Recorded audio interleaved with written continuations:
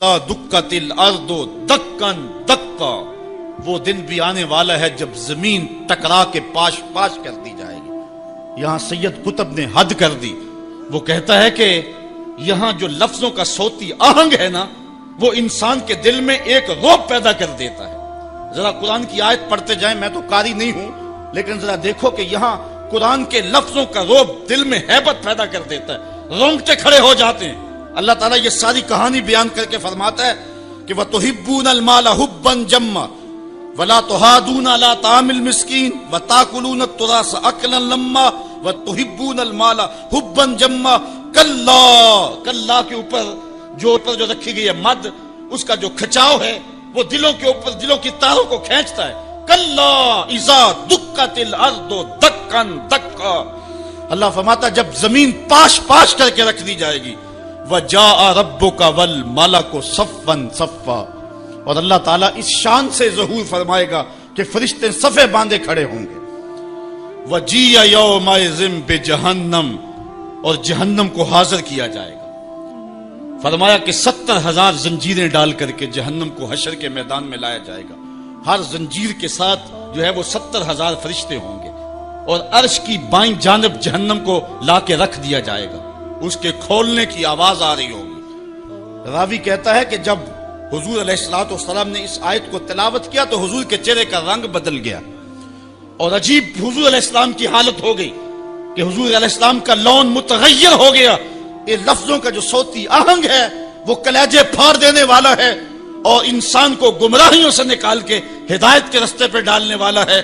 اللہ تعالیٰ ارشاد فرماتا ہے، ذرا پھر دیکھیے، کلا اذا دکت الارض دکن دکا وجاء ربک والملک صفا صفا وجیء یومئذ بجہنم۔ پھر جب اس دن جہنم کو سامنے لایا جائے گا، پھر کیا ہوگا؟ انسانوں کے رونگٹے کھڑے ہوں گے، پھر ایک دم ماضی کی سکرین جو ہے وہ سامنے آئے گی، وہ برائیاں کی، وہ داد عیش دیے، وہ جو کچھ کیا سب کچھ سامنے آ جائے گا۔ یومئذ یتذکر الانسان، اس دن آدمی سوچے گا، وَأَنَّ لَهُ الذِّکْرَى، اور اب سوچ کا وقت گزر چکا ہوگا۔ اس دن انسان کو بہت کچھ یاد آئے گا، اس وقت خیال کرے گا کاش میں یہ کر لیا ہوتا، میں یہ کر لیا ہوتا۔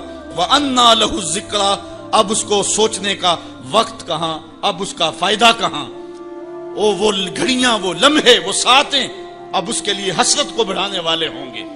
وقت پر کافی ہے ایک قطرہ بھی آب خوش ہنگام کا، جل گیا جب کھیت برسا می تو پھر کس کام کا۔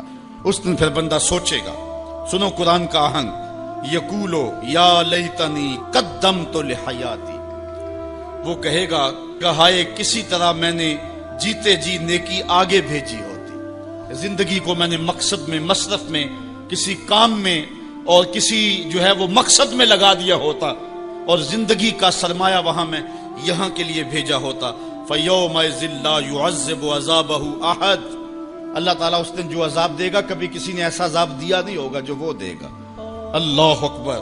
وَلَا يُوثِقُ وَثَاقَهُ أَحَدٌ، اور اس کا سا باندھنا کوئی نہیں باندھتا جس طرح کہ وہ باندھے گا۔ اچھا، جب جہنم کو حشر کے میدان میں لایا جائے گا تو عرش کی بائیں جانب جہنم کو رکھا جائے گا، اور اللہ تعالیٰ جل شانہ جو ہے وہ پورے قہر و جلال میں ہوگا، تو جو برے لوگ ہوں گے ان کا پتا تو پانی ہو ہی رہا ہوگا، وہ تو کہیں گے کہ یا لیتنی قدمت لحیاتی، لیکن جو نیکوکار ہیں ان کا دل بھی ڈول رہا ہوگا، کیونکہ بڑے خطرناک جو ہے وہ لمحے ہوں گے۔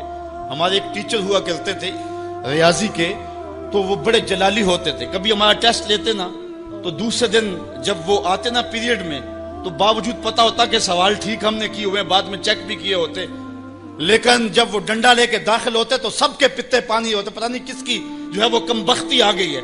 اور پھر جب وہ اچانک جن لوگوں نے اچھے نمبر لیے ہوئے ہوتے ان کو الگ کرتے اور دوسروں کو الگ کرتے، پھر بھی سارے ڈر رہے ہوتے کہ پتہ نہیں یہ کدھر والے ہیں اور یہ کدھر والے ہیں، اور پھر جب کہتے بیٹا تمہیں شاباش، تو پھر جو مسرت ہوتی نا تو وہ پھر لفظوں میں بیان نہیں ہو سکتی ہے۔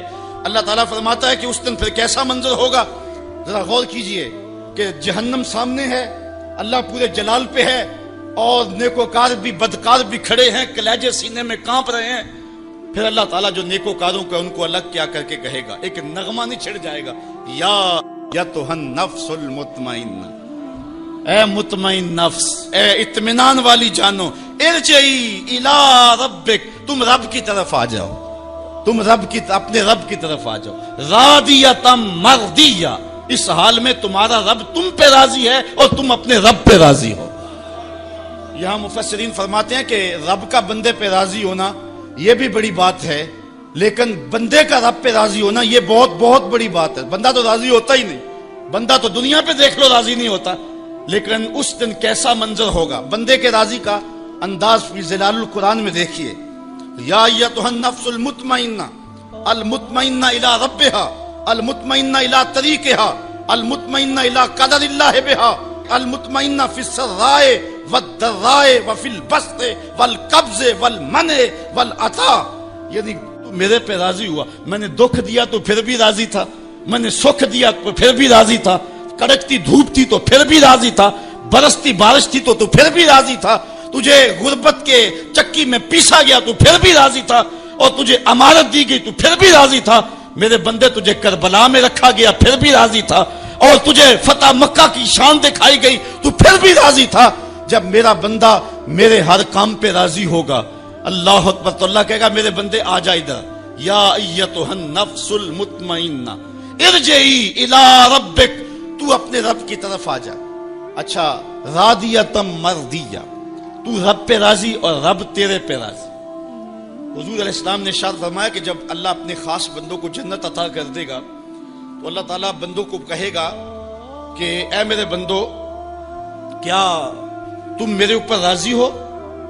تو بندے کہیں گے مالک وما لنا، ہمیں کیا ہے، ہم کیوں راضی نہیں ہو سکتے؟ بندوں کو تو تصور بھی نہیں ہوگا جو جنت میں ملے گا۔ ایک بندے کی آرزو ہو کہ اسے 2.5 مرلے کا پلاٹ مل جائے تو اس کو کوئی 50 مربع لاٹ کر دے تو وہ تو خوشی سے پاگل ہو جائے گا، تو بندے کو تو تصور بھی نہیں ہوگا۔ حضور نے ارشاد فرمایا سب سے آخر میں جو شخص جنت میں جائے گا میں اس شخص کو جانتا ہوں، جہنم کے رگڑے سے کہ جب باہر نکلے گا نا تو اللہ تعالیٰ اس کو بلائے گا، کہے گا بندے بتا کیا مانگتا ہے۔ بندے نے زندگی میں کئی منصوبے بنائے ہوتے ہیں کہ یار یہ مل جائے، ساری زندگی میں خواہشیں تو پوری نہیں ہوتی۔ وہ غالب نے کہا تھا ہزاروں خواہشیں ایسی کہ ہر خواہش پہ دم نکلے، بہت نکلے میرے ارمان لیکن پھر بھی کم نکلے۔ وہ جتنی آرزویں کبھی بھی زندگی میں آئی ہوئی ہوں گی وہ کہے گا مالک یہ بھی دے دے، یہ بھی دے دے۔ اللہ کہے گا لکا ما تمنیتا، اچھا جو تو نے مانگا میں نے تجھے سب کچھ دے دیا۔ بندہ تو اس پہ راضی ہوگا۔ اللہ فرماتا یہ تو نے مانگا میں نے دیا نا، اس کے علاوہ جتنی زمین ہے یہ 7 بر اعظموں پہ پھیلی، اس سے 10 گنا زمین بھی جنت میں تجھے الاٹ کر دی۔ بندہ کہے گا یا رب اتسخر وانت الملک، مالک تو بادشاہ ہو کے مجھ سے مذاق کر رہے؟ بندے کے تو گمان میں نہیں ہوگا کہ اتنا کچھ ملے گا۔ جب یہ بات حضور نے بیان فرمائی فضاحک النبی حتی بدت انیابہ، حضور اتنا مسکرائے کہ حضور کی داڑھیں نظر آنے لگی۔ اس کو تو یہ گمان تھا کہ برابر برابر بھی چھوٹ دوں تو جنت میں کسی دروازے کی چوکیداری بھی مل جائے تو غنیمت ہے۔ اتنی تو دولت جو ہے وہ اوباما کے پاس بھی نہیں ہے، پوری دنیا کے مالیاتی اداروں کے پاس بھی نہیں ہے۔ اتنی حکومت تو کائنات میں کسی حکمران نے نہیں کی ہے جتنا تخت و تاج کا مالک اس سب سے آخری شخص کو بنا دیا جائے گا۔ جب سب سے کم پراپرٹی جنت میں جس کی ہے وہ اتنی جگہ کا مالک ہوگا، پھر داتا گنج بخش علی حجویری کی جاگیروں کا عالم کیا ہوگا، پھر انبیاء کی جاگیروں کا عالم کیا ہوگا، امام الانبیاء کی جاگیروں کا عالم کیا ہوگا۔ اتنا کچھ دینے کے بعد میرے بندے کیا تم میرے پہ راضی ہو؟ اللہ تعالیٰ جب بندوں سے پوچھے گا تو بندے کہیں گے مالک ہمیں کیا ہوا کہ ہم راضی نہ ہو، ہم تو جو ہے وہ پھولے نہیں سما رہے۔ تو اللہ تعالیٰ فرمائے گا تمہیں ایک اور چیز دینے لگا ہوں۔ تو بندے جنت میں کسی کمی کو محسوس نہیں کریں گے، کہیں گے مالک اور کیا چیز رہ گئی ہے؟ تو اللہ تعالیٰ فرمائے گا بندو وہ چیز یہ ہے کہ میں تمہارے اوپر راضی ہو گیا ہوں، اب کبھی بھی ناراض نہیں ہوں گا۔ تو پھر جو مسرت ہوگی وہ دیدنی ہوگی۔ یا ایتھا النفس المطمئنہ ارجعی الی ربک راضیۃ مرضیہ فادخلی فی عبادی، میرے خاص بندوں میں داخل ہو جا، وادخلی جنتی، اور میری جنت میں داخل ہو جا۔ سورۃ الفجر انسان کو کھینچ کر کے مالک کی دہلیز پہ لے آتی ہے، اور نفس مطمئنہ جو ہر حال میں اللہ پہ راضی ہو۔ میں نے ایک روایت میں پڑھا ہے کہ جو حضرت مولا کائنات سید علی المرتضیٰ سے مروی ہے، فرماتے ہیں کہ جو شخص اللہ کے عطا کردہ تھوڑے رزق پہ راضی ہو گیا، اللہ قیامت کے دن اس کے تھوڑے عملوں پہ راضی ہو جائے۔